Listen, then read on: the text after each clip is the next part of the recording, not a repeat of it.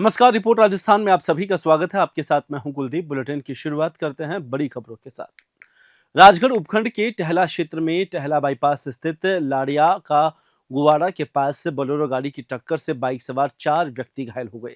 सभी घायलों को एम्बुलेंस 108 की मदद से सीएचसी राजगढ़ लाया गया, जहां पर डॉक्टर आरसी यादव ने बताया कि चारों घायलों में से 2 की हालत गंभीर थी, जिनका प्राथमिक उपचार कर उन्हें अलवर रेफर कर दिया है, जबकि बाकी 2 घायलों का प्राथमिक उपचार कर उन्हें छुट्टी दे दी गई है। पुलिस ने हादसे की जांच शुरू कर दी है। जी बताएं। अभी राजगढ़ चिकित्सालय में 108 एम्बुलेंस के द्वारा 4 मरीज गंभीर अवस्था में लाए गए, जो अपने घर से नारायणी माता की तरफ जा रहे थे। रास्ते में किसी 4 व्हीलर के द्वारा इनका एक्सीडेंट हुआ। ये 4 बंदे किसी एक मोटरसाइकिल पे जाना बताया गया इनके द्वारा। गंभीर अवस्था में राजगढ़ चिकित्सालय में इनको प्राथमिक उपचार दिया गया, जिनमें 2 मरीज गंभीर अवस्था में थे, जिनके सिर की चोटें लगी हुई थी और कोमा में थे। उन मरीजों को गंभीर अवस्था के कारण अलवर के लिए रेफर कर दिया गया और 2 मरीज जो थे वो प्राथमिक उपचार देके उनको घर के लिए छुट्टी दे दी गई। ये जो रेफर किया उनका क्या नाम है? जो मरीज रेफर करे गए हैं उनमें एक मनीष सनोफ पन्नूराम करके है बिगोता के, और दूसरा मरीज जो नीरज सनोफ कचौड़मल बैरवा, ये भी बिगोता के रहने वाले हैं। घायल कौन है? घायल अवस्था में जो 2 मरीज हमने प्राथमिक उपचार के बाद छुट्टी करी, उनमें गोपाल सनोफ लालचंद बैरवा देवरी सराय के रहने वाले, और दूसरा मरीज कपूर सनोफ लक्ष्मण प्रसाद बैरवा राम सिंहपुरा के रहने वाले हैं।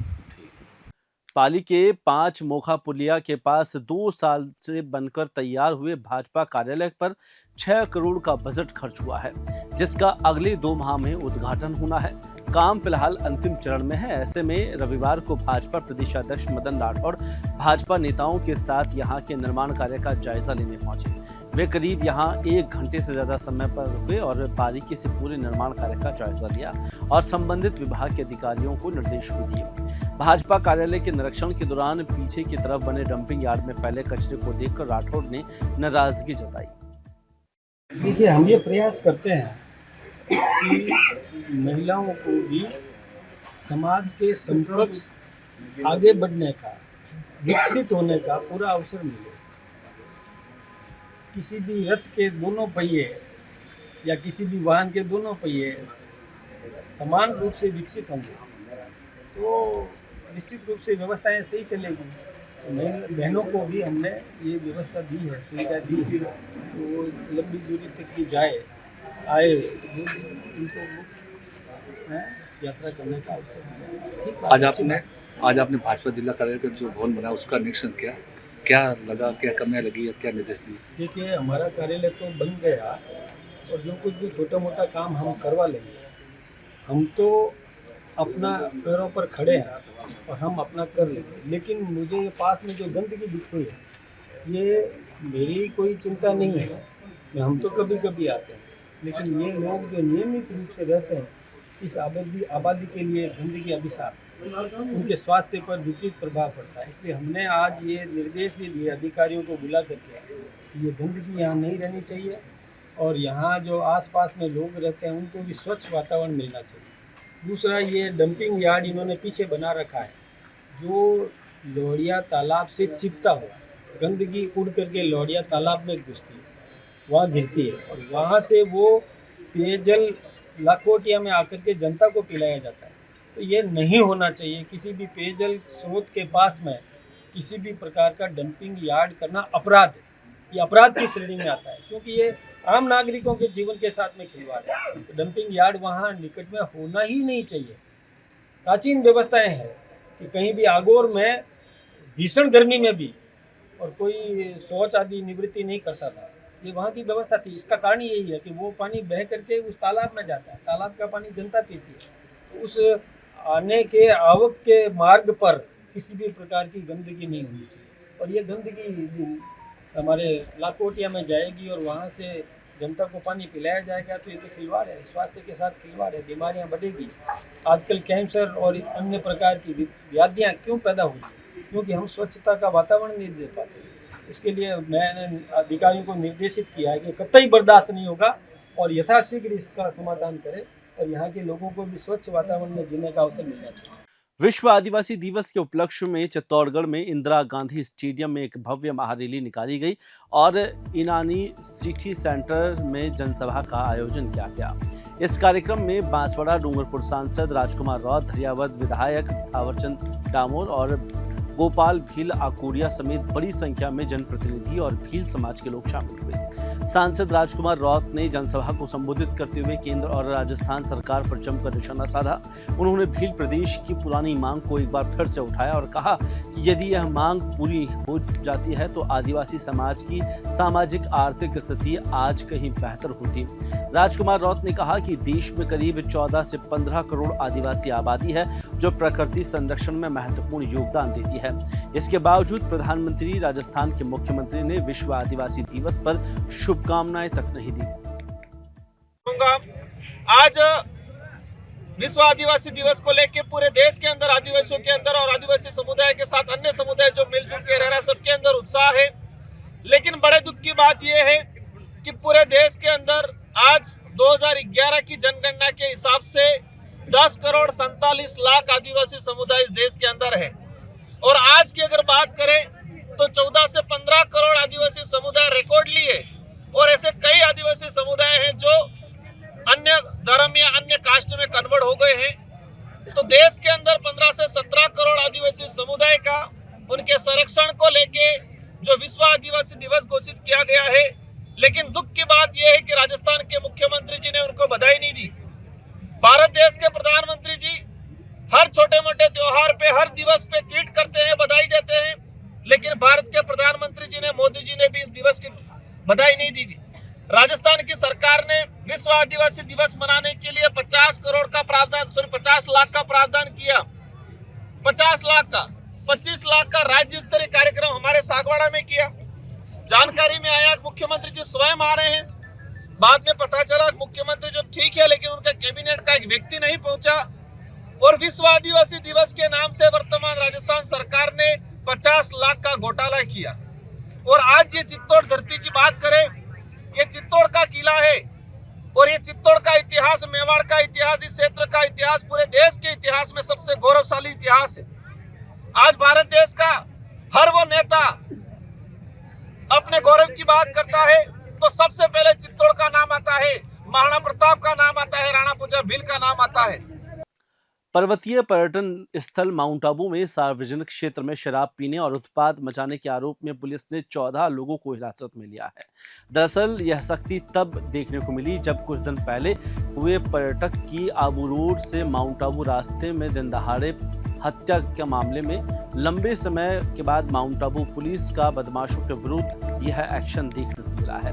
अब पर्वतीय पर्यटक स्थल पर असामाजिक तत्व और खुले स्थान पर नशा करने वाले लोगों पर पुलिस नकेल कस रही है। सबसे बड़ा सवाल यह है कि पुलिस की यह कार्रवाई नियमित होगी या महज यहाँ साख बचाने के लिए खानापूर्ति बनकर रह जाएगी। यह तो निकट भविष्य में ही देखने को मिलेगा। उधर किशनगढ़ में भाजपा नेता की पत्नी के दिन दहाड़े हत्या के मामले में दहशत फैली है, जहां पर बदमाशों ने महिला की ज्वेलरी लूटकर उसका गला रेत दिया। हमले में भाजपा नेता रोहित सैनी भी गंभीर घायल हुए हैं। वारदात जिले के किशनगढ़ थाना क्षेत्र में है, जहां पर भाजपा नेता रोहित महामंत्री है। वे अपनी पत्नी के साथ ससुराल से रक्षाबंधन का त्योहार मनाकर लौट रहे थे। गांव पहुंचने से 3 किलोमीटर पहले उनकी बाइक के साथ बदमाशों ने रोक लिया और पीछे से एक बाइक आई और बदमाशों ने उन्हें घेर लिया। इसके बाद संजू को चाकू दिखाकर ज्वेलरी छीनने की कोशिश की। आरोपियों ने पति पत्नी के साथ जमकर मारपीट की। ज्वेलरी लूटने के बाद उन्होंने उनकी पत्नी के गले पर चाकू से वार कर दिया। किस तरह से इन्वेस्टिगेशन और क्या देखिए, अभी हम सारे पहलुओं के ऊपर जो है वो जांच कर रहे हैं। परिवार के साथ बात की जा रही है और जो हस्बैंड था, जो साथ में था, उससे भी पूछताछ की जा रही है। अभी वो हॉस्पिटल में है, एक बार डिस्चार्ज होंगे उसके बाद थाने ले जाके पूछताछ की जाएगी। जो भी घटनाक्रम है उसको स्पष्ट पुलिस जल्दी कर देगी और पूरे मामले का खुलासा करेगी। अभी किस तरह से टीम गठित की गई है क्योंकि पूरा इन्वेस्टिगेशन जी बिल्कुल, टीम जो है वो मल्टीपल टीम्स गठित कर दी गई है। टेक्निकल काम करने के लिए अलग से है। हमारी FSL, MOB, fingerprint team, dog squad सभी को अलर्ट कर दिया गया है। सभी अपना अपना काम कर रहे हैं और पूरे के पूरे सेक्टर की जो टीम्स हैं, जो ग्रामीण सेक्टर है, उसके दोनों CEOs हमारे 6-7 हमने टीम गठित कर दी। CCTVs अलग चेक किए जा रहे हैं और हर तरीके से एक एक बारीक से बारीक पहलू में जाके पूरा घटनाक्रम पुलिस, मैं आशा करती हूँ कि जल्दी ही क्लियर। लगभग 12:30 बजे की घटना है। उसके बाद में फिर यहाँ हॉस्पिटल आ गए। हमारी मांग है कि हमारी उसको एक तो सरकारी नौकरी दे और 1 करोड़ का मुआवजा। जब तक ये दोषियों को पकड़- कितने घंटे हो गए आपके धरना प्रदर्शन करते हुए? 12:30 से बैठे हैं अभी तक, 7 बज रहे हैं। कौन कौन जनप्रतिनिधि आया है यहाँ पे अभी तक? अभी तक कोई नहीं आया, एक ही नहीं। पुलिस प्रशासन का क्या कहना है? पुलिस प्रशासन तो कोई काम नहीं करी, अब तक किसी की गिरफ्तारी नहीं हुई। ये क्या मामला था? मामला यही है कि माली समाज की एक मांग रखी गई है कि जो अपराधी है उनको सजा हो और जो अपराधी है उनकी जल्द से जल्द गिरफ्तारी किस तरह का मामला है? मतलब कैसा क्या घटना हुई थी? ये घटना ये हुई थी हमारे समाज के एक रोहित मालाकार नाम करके है, वो उनकी विशेष अपने रावता से सिलोरा जा रहे थे, तो रास्ते के अंदर उनको कुछ असामाजिक तत्वों ने रोककर उनके साथ अत्याचार किया, उनका मारपीट कर, उनका गला रेत कर उसे उनके साथ उनकी पत्नियों को गला काट कर पत्नी की हत्या कर दी गई और उनके पीछे गहने वगैरह कुछ लूट के ले गए।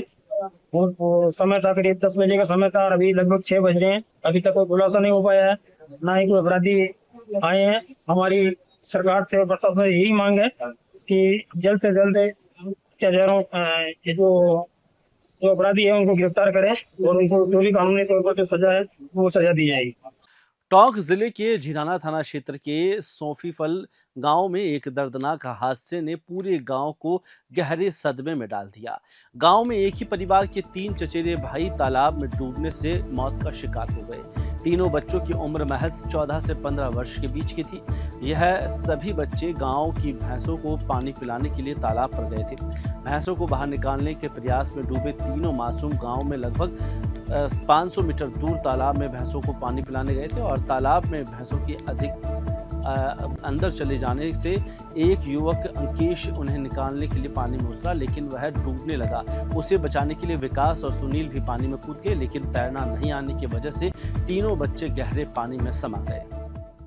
जयपुर के विराटनगर थाना पुलिस क्षेत्र में जिला पुलिस अधीक्षक देवेंद्र कुमार बिश्नोई ने बताया कि पुलिस मुख्यालय के संपत्ति संबंधी अपराधों की रोकथाम के लिए चलाए जा रहे अभियान के तहत अतिरिक्त पुलिस अधीक्षक कोतपुतली वैभव शर्मा के निर्देश में वृत्ताधिकारी विराटनगर के सुपरविजन और थाना प्रभारी के नेतृत्व में गठित टीम ने 20 माह से फरार चल रहे वांछित अपराधी सतवीर को गिरफ्तार किया है। सतवीर एक शातिर अपराधी है जो अपने साथियों के साथ कैंपर गाड़ी में दूर दराज के शहरों और कस्बों में जाकर रात्रि में चोरी और नकबजनी की वारदात को अंजाम देता था और कच्चे पक्के रास्तों से फरार हो जाता था। मुखबिर की सूचना पर उसे गिरफ्तार किया है। आबू रोड शहर के सदर बाजार क्षेत्र में एक दुकान के बाहर सामान रखने को लेकर 2 दुकानदारों के बीच विवाद हो गया। देखते ही देखते मामला इतना बढ़ गया कि हाथापाई की नौबत आ गई। घटना बालाजी कॉम्प्लेक्स के सामने हुई, जहां पर दुकानदार अपनी दुकान के बाहर सामान रख रहा था। इसी दौरान पास स्थित एक अन्य दुकानदार से कहासुनी शुरू हो गई, जो कुछ पलों में झगड़े में तब्दील हो गए। मौके पर मौजूद स्थानीय लोगों ने बीच बचाव कर किसी तरह दोनों पक्षों को अलग किया और मामला शांत करवाया। हालांकि इस दौरान बनी झगड़े की वीडियो क्लिप सोशल मीडिया पर वायरल हो रही है, जिसमें इलाके में चर्चा का माहौल है। अब तक पुलिस की ओर से किसी शिकायत या कार्रवाई की पुष्टि नहीं हुई है, लेकिन वायरल वीडियो के आधार पर जांच की संभावना जताई जा रही है। स्वतंत्रता दिवस के उपलक्ष्य में चल रहे हर घर तिरंगा अभियान के अंतर्गत पाली जिले में विभिन्न कार्यक्रमों का आयोजन किया जा रहा है। जिला कलेक्टर एलन मंत्री ने जानकारी दी है कि 15 अगस्त तक जिला और उपखंड मुख्यालयों पर देशभक्ति से जुड़ी हुई गतिविधियां आयोजित होगी। इस क्रम में सोमवार को आज सुबह 8 बजे तिरंगा रैली का आयोजन किया गया और रैली व्यास सर्किल सूरजपुल होते हुए अंबेडकर सर्किल तक गई और फिर सूरजपुल होते हुए कलेक्ट्रेट परिसर में विसर्जित हुई।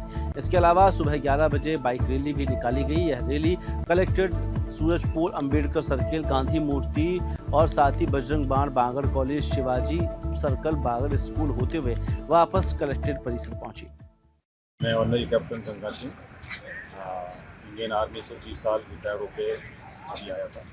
अभी आज हम 15 अगस्त 1947 को जो हमारा देश आज़ाद हुआ था, वैसे हम हर साल 15 अगस्त 1947 में पूरा भारत देश इस फेस्टिवल त्यौहार को मनाते हैं। और आज हम पाली ज़िले के अंदर हम 11 तारीख को आज के दिन ही हम हमारे कलेक्टर साहब, हमारे एसपी साहब इनकी अध्यक्षता में पूरी पाली के अंदर एक फ्लैग रैली का आयोजन किया है। ये रैली 70 से शुरू होकर अपना सूरज पौड़ होते हुए वापस यहाँ आएगी और इसमें सभी स्कूल के बच्चे प्लस सभी पाली के निवासी इसमें परिषद के हिस्सा ले रहे हैं।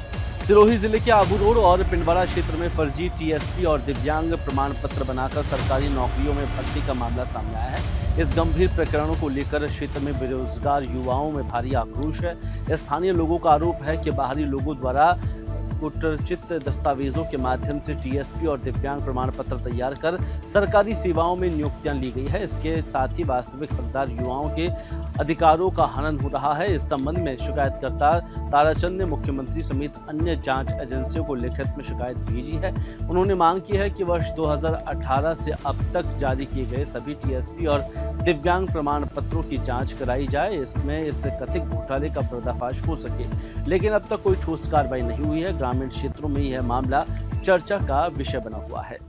मैंने आज से 1.5 साल पहले मुख्यमंत्री अजय लाल जी शर्मा को ज्ञापन दिया था और इस चीज़ से अवगत कराया था कि आबू रोड तहसील के अंदर बहुत सारे ऐसे लोग हैं जो फर्जी टीएसपी और दिव्यांग प्रमाण पत्र बनाकर कई विभागों में लोग लगे, जिसकी अब जाके जांच हुई और 6 लोगों की मैंने शिकायत की थी और उन 6 के 6 लोग फर्जी दिव्यांग और टीएसपी के रूप में पाए गए, जिसकी जाँच अभी प्रक्रियाधीन है। और मैं आगे सरकार से यही दरख्वास्त करना चाहूँगा कि सिरोही जिले के अंदर पूर्व सीएमएचओ जो डॉक्टर राजेश कुमार जी थे, उनके कार्यकाल में बहुत सारे दिव्यांग प्रमाण पत्र जो फर्जी रूप से बने, मतलब उनकी भी अंदर संलिप्तता पाई गई है। और आबू रोड क्षेत्र के एसडीएम कार्यालय और तहसील कार्यालय से 2018 से लेकर अब तक ईडब्ल्यूएस, SC, ST के प्रमाण पत्र और टीएसपी प्रमाण पत्र इतने फर्जी बने हैं जिसकी कोई हद नहीं। मैं चाहता हूं कि इसका खुलासा हो, अच्छी तरह से जांच हो, जिन अधिकारियों ने ये चीज़ें की है और हो सकता है मोटी रकम भी वसूली है, इस पर कार्रवाई हो, निष्पक्ष युवाओं का जो हक आया उसका न्याय मिले। बस इससे ज़्यादा और कुछ कहना नहीं चाहता। सर जैसो की टीम ने जो कार्रवाई की है उसके बारे में जो एसओजी की जो कार्रवाई हुई है उसमें से जो 29 में से 24 के सर्टिफिकेट फर्जी पाए गए, तो लिस्ट से हमने चेक किया, उसमें से 3 लोग ऐसे हैं जिसकी जांच ऑलरेडी सिरोही में हो रही है। इन लोगों को जो 6 लोगों को हमने विभिन्न डिपार्टमेंट के माध्यम से 28 जुलाई को बुलाया था, लेकिन एक भी उपस्थित नहीं हुआ। हमारी दोबारा कमेटी बैठी तो जिसमें एसडीएम साहब हैं, डीओ साहब हैं, जो कलेक्टर मैडम के निर्देशानुसार कमेटी बनी है, तो दोबारा मौका देते हुए 1 अगस्त से 10 अगस्त के बीच में हमने जिला अस्पताल सिरोही में बुलाया था, लेकिन अभी तक नहीं आया। इस बीच एसओजी के द्वारा जो न्यूज़ प्रसारित हुई इसमें वेरीफाई किया तो उसमें से 3 जने सिरोही के हैं। इस बीच मुझे और भी शिकायतें मिल रही है, फर्जी सर्टिफिकेट बने हैं, तो जिन के भी लिस्ट मेरे पास आएगी उनको बुलवा कर उनका दोबारा मेडिकल बोर्ड से चेकअप करवाएंगे और अगर फर्जी पाया गया तो इनका सर्टिफिकेट कैंसिल कर देंगे। भी है तो क्या कहना है आपका? जी सर, मेरा तो यही कहना है कि जो भी ये कार्य कर रहे हैं और जिन्होंने ये कार्य किया है, वर्तमान में यहाँ पर बिना जांच होने के बावजूद भी खुलेआम घूम रहे हैं। प्रशासन इनके ऊपर जांच करने के बाद भी आगे भेज दी है और जिला प्रशासन ने इनके ऊपर कोई अभी तक मेरे हिसाब से कार्रवाई नहीं की है, क्योंकि एक बड़ा जाँच का विषय है और सवालिया भी जवाब भी है। तो सभी ई मित्र संचालकों का नाम इसमें खराबी हो रहा है एक तरह से। तो मैं प्रशासन से यही निवेदन करूँगा कि जिनके ऊपर ये आरोप लगे हैं, जो भी इसमें शामिल है, भले वो कर्मचारी हो, अधिकारी हो या ई मित्र संचालक हो या किसी भी प्राइवेट संस्था के मालिक हो, उनके ऊपर कठोर से कठोर कार्रवाई होनी चाहिए और जेल की सलाखों में पीछे होनी चाहिए, ताकि जो वास्तव में बेरोजगार है, वास्तव में जो युवा है, जो सरकारी नौकरी पाने के हकदार है, उनके ऊपर उनको मतलब प्राप्त होनी चाहिए नौकरी और जो ये आरोपी है इनको पकड़े जाने चाहिए। फिलहाल इस बुलेटिन में इतना ही। मुझे दीजिए इजाजत। नमस्कार।